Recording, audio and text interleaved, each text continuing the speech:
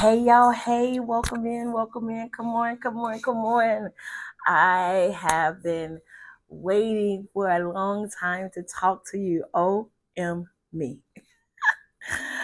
Hey, hey, hey. So listen, I started this thing saying that I was gonna do a 28-day challenge, and I was so excited about my 28-day challenge. You know, I just knew that it was gonna be great, and we're gonna post 28 days in the straight.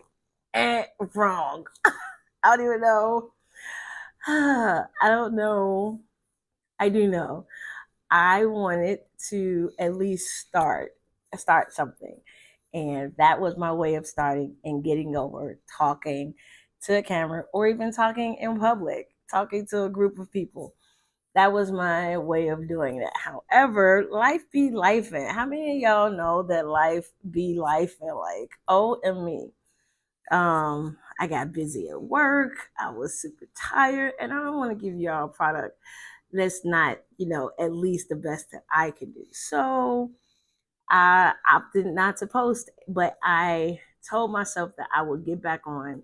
I would get back on and start posting again.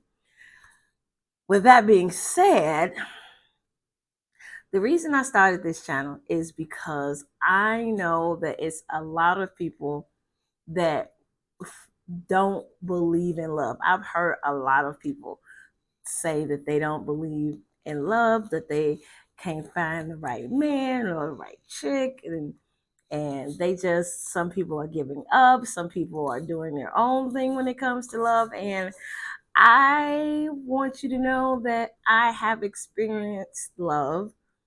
I've experienced a lack of love, and I am now married, still married for almost 14 years now.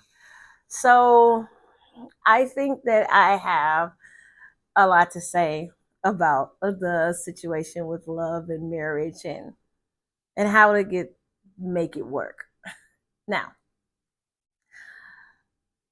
I've been disobedient, y'all. So let me tell you why. Come close, come close, come close. What have I been disobedient about? I've been disobedient about the topic of what I supposed to. It's my first video. Yes, I've been disobedient. Come closer, come closer. I said I've been disobedient. So when I first started or was thinking about this, I believe that I sensed that the Lord was telling me that my first video needs to be the truth about who I am, like where I've been, what I need to be doing, and how I can help you. And I kind of thought I touched on it, but obviously not, because let me tell y'all what actually hit me. What actually hit me, I was listening to a podcast between Lecrae and Pastor Michael Todd. And if you haven't seen it, then you should probably listen to it, because Pastor Michael Todd is pretty dope and he's dropping a whole lot of knowledge bombs. But he said something about his journey and how Lecrae asked him, how is he so vulnerable, able to be vulnerable and where he is. And what he said was, there was a scripture from Revelations 12, I think, I'll say 12 and 11, where he said that we overcome by the blood of the Lamb and the word of our testimony. And what Pastor Michael said, so I can't do anything about the blood of the Lamb, but because that's already been done. But what I can do is give people my testimony. He said, the blood we overcome by the blood of the Lamb and the word of our testimony. So I can tell them my testimony, and I can help someone else overcome, and I can continue to overcome. And that kind of hit me harder than I expected, because I've heard that scripture before, but it never hit me like that before. Have y'all ever had that before? Have y'all had something that you've heard all the time, but then all of a sudden smack you all upside your head, pop, pop, pop, pop, pop, all upside your head? Yeah, that was me. That was me with that. And I realized that I've been skirting all around the truth, y'all. been thinking that I'm vulnerable and I'm not. Why? It's a very great question. I'm still figuring that out. That's a lie. That's a lie. I totally lied. I'm sorry. I lied. It's because I'm scared, or I was scared and fearful of what people would think, of what people might say. And if I'm, I'm looking down because I'm playing with this because I'm a little nervous, but I'm gonna be vulnerable right now. Okay.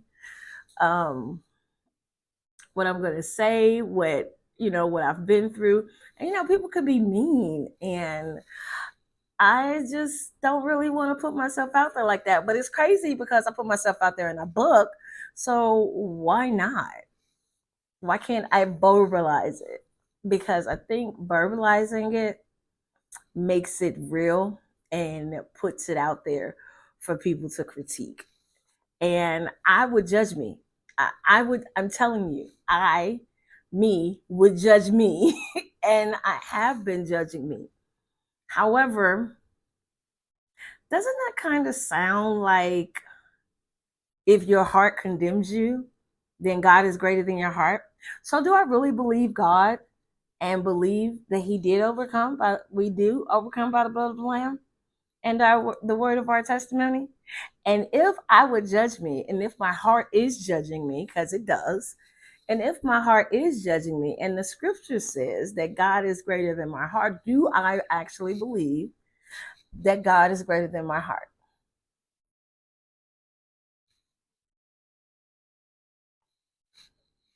That's what I had to kind of figure out. Do I really believe the scripture that says, if my heart condemns me, God is greater than my heart? Well, I do believe in God. And I do believe that Jesus died for me. And I do believe that it's my job to actually be real, vulnerable, and honest. And what else would you be besides honest about my journey? So here we go. Y'all ready? All right. Hey, y'all. Hey, my name is Angel, and I am a mother of six, um, a wife, and I had my first child at 17. I got pregnant at 16. Yeah, I got pregnant at 16 and had my first child at 17.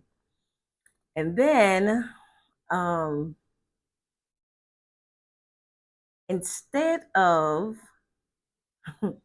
instead of completing a year of math, I think it was math or reading. I forget the class, but I had a class that I had to complete because I got pregnant.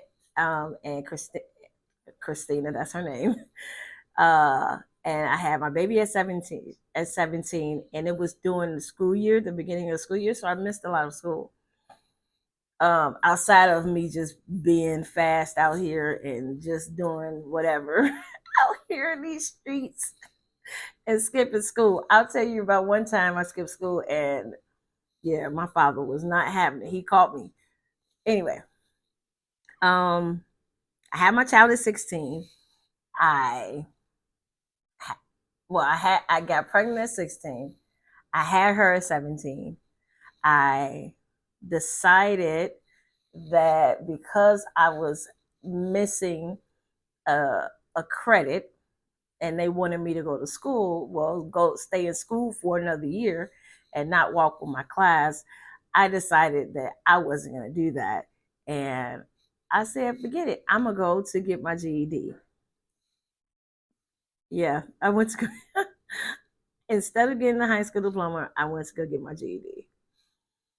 Um, I got my GED at a community college, and I decided to go to school there for business administration. But then Christina kept getting sick, so I didn't complete that because I couldn't. I was failing classes because I kept having to. I had to call out of school or be absent from school, and I just didn't see a way for me to get through that. Although I had a kid. Uh, in walks. Oh no, no, forget the in walks. Forget the in walks. Before that,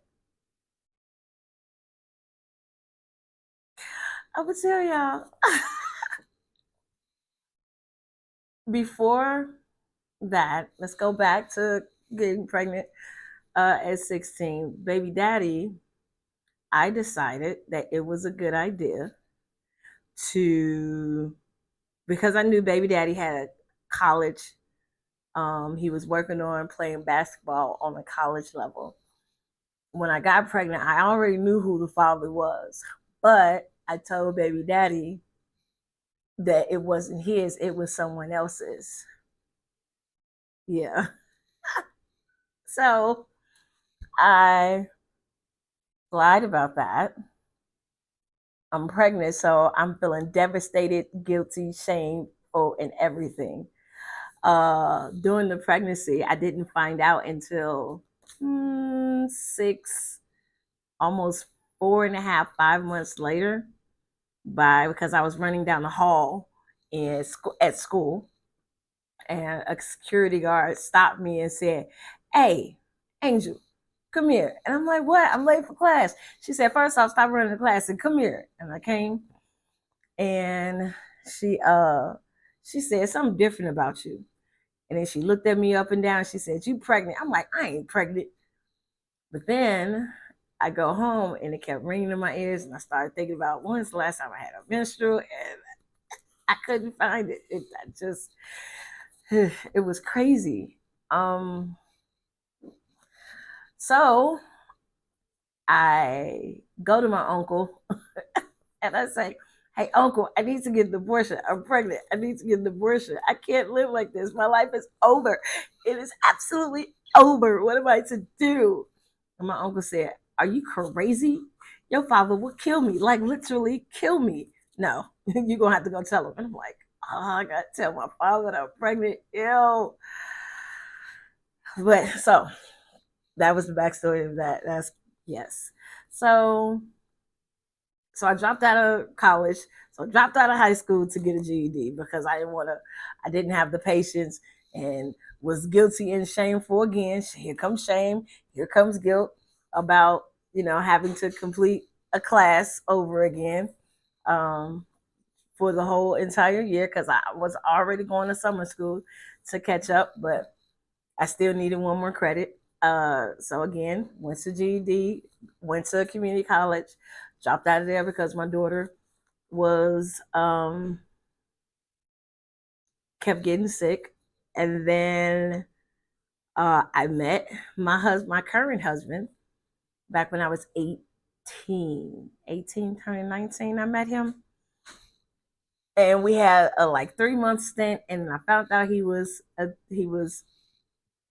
younger than me, and I found all the excuses in the world. We'll talk about that later. But then I had a set of twins. So that's one. If you're counting one, two, three, it's three kids. And then a year later, I had another set. All by the same dude, because I just knew that if I'm going to get pregnant again, then I need to get pregnant by the same dude. I mean, that was the baby daddy used to be best friend. We used to be super cool. And, you know, if it was going to be anybody, it was him. My father knew him. My father approves of him. And I just knew he was going to be the one.